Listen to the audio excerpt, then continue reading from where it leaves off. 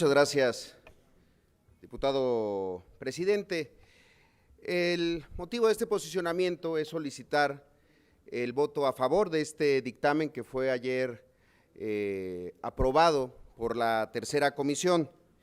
Y es que en materia de telecomunicaciones, creo que hay que reconocer que la reforma constitucional que todos nosotros aprobamos el año pasado, le ha hecho falta un elemento, y ese elemento es velocidad, porque esta reforma tiene que ver con beneficios que van directamente a los bolsillos de los mexicanos, y esos beneficios es necesario que empiecen a ser tangibles para los mexicanos y para que las empresas también tengan la certidumbre jurídica que requieren para programar sus inversiones y prepararse para un entorno más competitivo. Creo que habría que empezar por una autocrítica, ya que en el Senado el trabajo legislativo en esta materia no ha sido del todo puntual, porque ya desde el 9 de diciembre del año pasado, se cumplió el plazo de 180 días que nosotros mismos nos dimos para emitir la legislación secundaria. Hay voces en todos los partidos, ahora que es temporada de plenarias, en el sentido de que se le dará la mayor prioridad a este tema, empezando el periodo ordinario. Ojalá que esto así sea. Pero nunca debemos de olvidar que este es un sector de la más alta prioridad económica para México. Fíjense, el estudio que presentó hace 2 años la OCDE estimaba que la falta de competencia en el sector de las telecomunicaciones le ha costado al país, entre el 2005 y el 2009, 129 mil millones de dólares.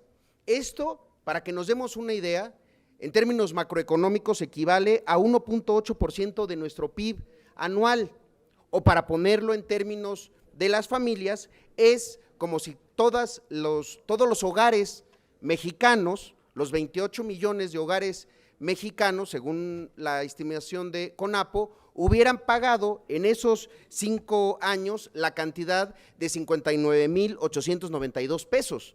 Creo que eso nos debe de apurar a que evitemos que la falta de competencia en telecomunicaciones le siga costando a nuestro país.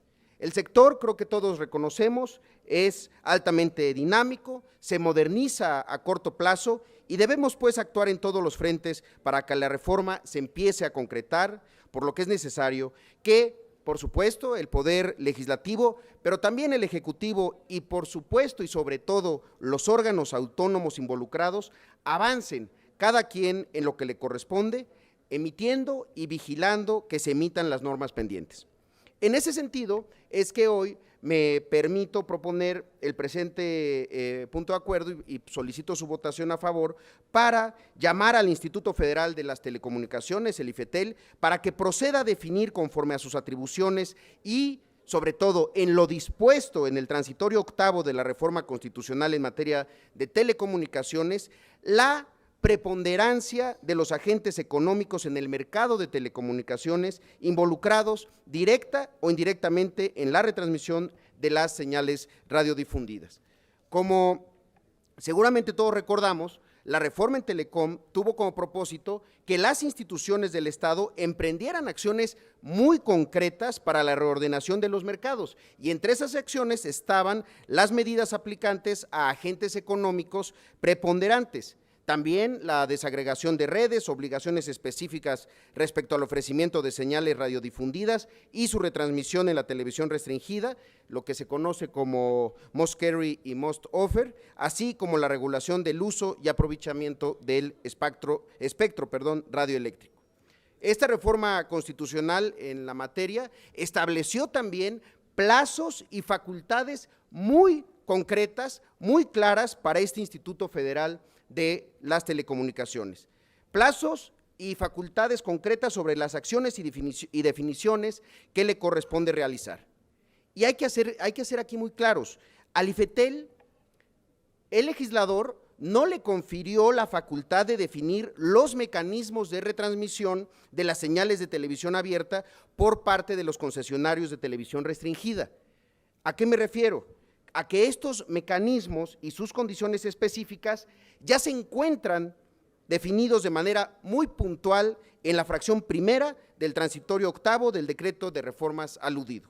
Por ello es que no podemos dejar de decir que llama mucho la atención que el IFETEL haya convocado ahora a una consulta pública para definir los lineamientos generales en relación con lo dispuesto en la fracción primera de este transitorio octavo de la reforma constitucional. Dichos lineamientos, hay que aclararlo, ya fueron definidos por el constituyente permanente y por lo tanto no son susceptibles a ser modificados por ese órgano. Por esa razón, compañeras, compañeros, es que creemos que el IFETEL debe de aclarar los alcances de su consulta, debe de apegarse a lo establecido en la Constitución y, sobre todo, no abrir una puerta trasera a lo que el propio Poder Legislativo no ha aprobado. En cambio, lo que el IFETEL debe definir, como lo mandata la propia reforma constitucional, es a los agentes preponderantes en este sector. Por eso, desde el Poder Legislativo debemos ser muy cautos y debemos de observar que cada disposición administrativa se apegue a lo aprobado por el Poder Legislativo. Sabemos que son muchos los intereses que se juegan en este sector, pero debemos de recordar siempre nuestra obligación de hacer que prevalezcan los que desde el Senado y desde la Cámara de Diputados hemos considerado que favorecen más al pueblo de México. Es cuanto, señor presidente. Muchas gracias.